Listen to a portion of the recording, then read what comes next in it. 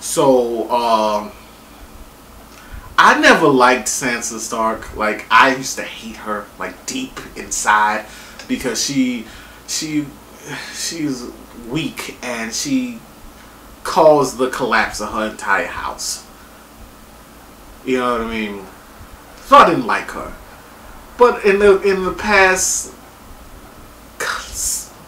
episodes, I've been able to forgive her and move past it, and I started to feel sorry for her. Like I said this last week, she got sent off to be with Joffrey, a fucking psycho. Okay, like a deranged, murdery psycho. And then she got given to Tyrion, a very nice but strange dwarf, and that was a nightmare for her too. They free her of Tyrion, and only to give her to fucking Ramsay Bolton, the Joffrey of the North. Like, what are you thinking about? Holy shit! And then like Sansa has some good moments. Okay, like tonight in this episode, she had a very like good moment with Miranda, right?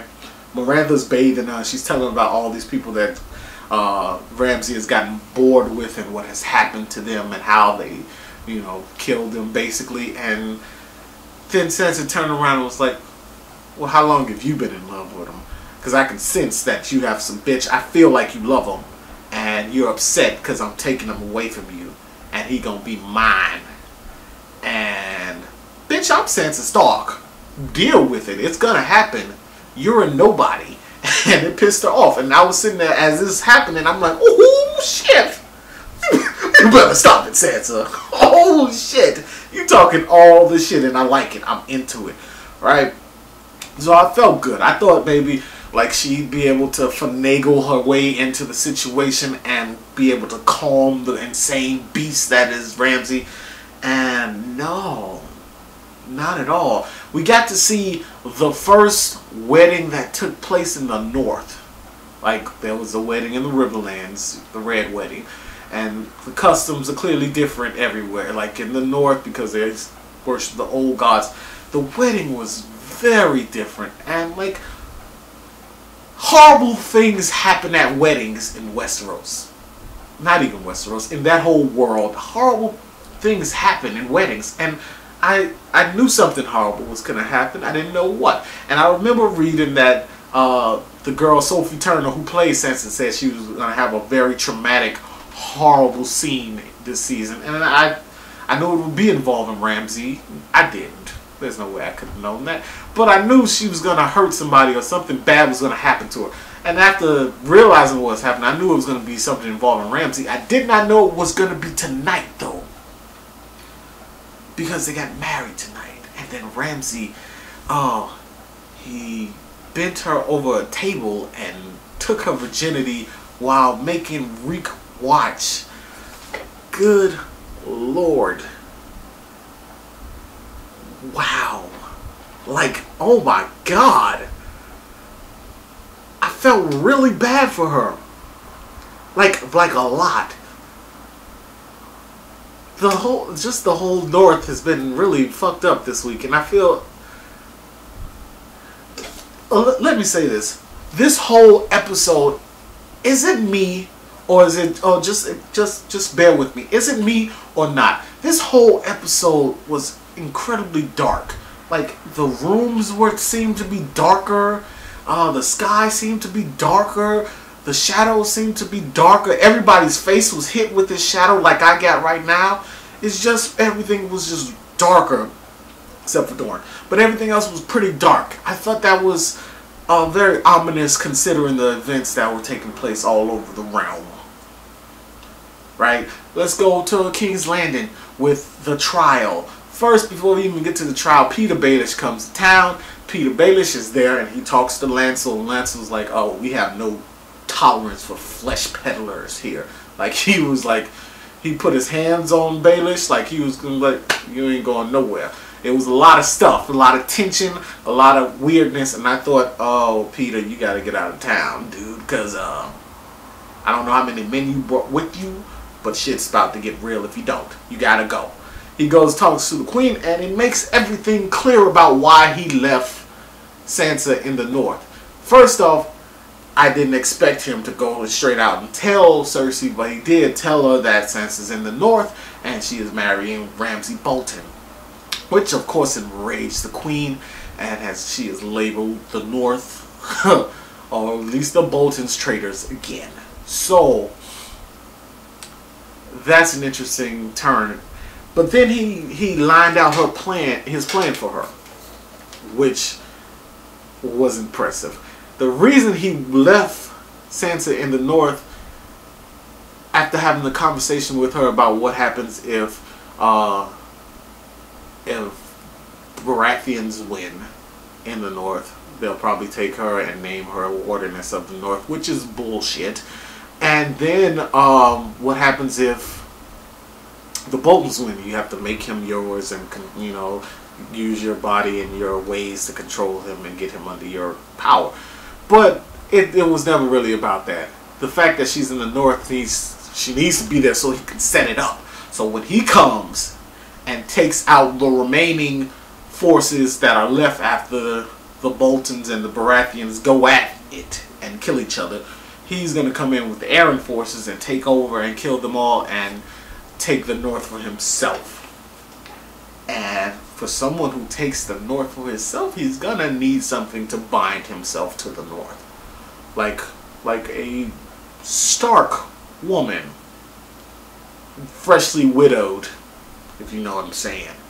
So he's a smart man. Like, I've always known he was smart. I didn't realize how lengthy his plan is, and obviously there's still things that, because he didn't gonna tell Cersei exactly what he got planned, but impressive, right?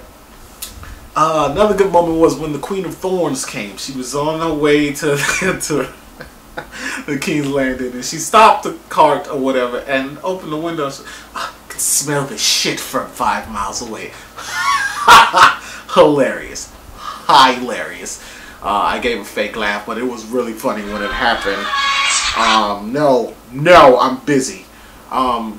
Yeah, so that happened. When she came into town, they had this very interesting, intense scene between Cersei and her, where Cersei's like, oh, I can't really, it's not me. I'm not imprisoning anybody. This has nothing to do with me. It's the faith. I gave them all the power and the weapons to do with what they will, but nothing they do is my fault. Ugh. And the Queen's like, bitch, Queen of Thorns is like, bitch, I know you were involved. I know you did. I know that you did. But they had this little exchange and it ended up going nowhere. There's a trial, sort of, hearing or whatever, where, you know, when people start asking questions and they say to you, are you certain this is the truth? And you know you lying? You should just be like, oh, no, actually what I remember was this. Because it means they already got somebody who can prove the truth and prove you're a liar. So they want you to lie so that you are trapped. It's lawyer 101, trial 101. And that's exactly what happened to both members of the Tyrell family. They both got locked up tonight. And Cersei was like, this is an outrage. How could you? And looking at the Queen of Thorns was like, this is an outrage, and she's the queen, and how could you arrest them? This is an insult to a great house, and all this bullshit. And she's just inside, she's happy, and she has this, I don't know if it's a Lannister thing or what. She has this self-satisfied smirk on her face, and she thinks everything's in control, and she's controlling everything. But she's not Peter Baelish, you know what I mean? She's not Peter Baelish. She's not. She's overlooked something. I'm sure of it. This is not gonna go her way. It's just not. I know it in my gut. She's been happy for way too long, and smug and assholey, and it's not gonna go her way. Something very bad is gonna happen very soon. I was kind of hoping when the High Septon called the Queen up that he was talking to Cersei, and I wanted her to be like, "Say what? What'd you say? Are you talking?" And she would have came up and they would have said some shit and locked her ass up. That would have been great TV. That would have been really funny, actually. I would have been laughing my ass off. That was cool. Then they had the little scene with Tyrion and Jorah. And a lot of things happen in this scene. Jorah finds out his father died. He also finds out that Tyrion's father is dead at Tyrion killed him. And but the gist of that is apparently Tyrion does not have a dwarf cock. Guess again. That was cool. And then go to Dorne real quick before his time's up. Dorne, there was an attack on Marcella and her boy toy guy, whatever. And the Sand Snakes tried to take him out. It was a big fight, and at the end, everybody lost as Prince Doran's dude came in and stopped everything. So we don't know what's going to happen from this point on. It's going to be really interesting. I can't wait to see what happens next week. But there's a lot of this show. God damn it, it was a lot of show. Thanks for watching. My name is Jay. I'm out. Deuces. Game of Thrones. Hashtag Game of Thrones. Hashtag Game of Thrones. Hashtag JGOT. Whatever. Okay, I'm out. Deuces.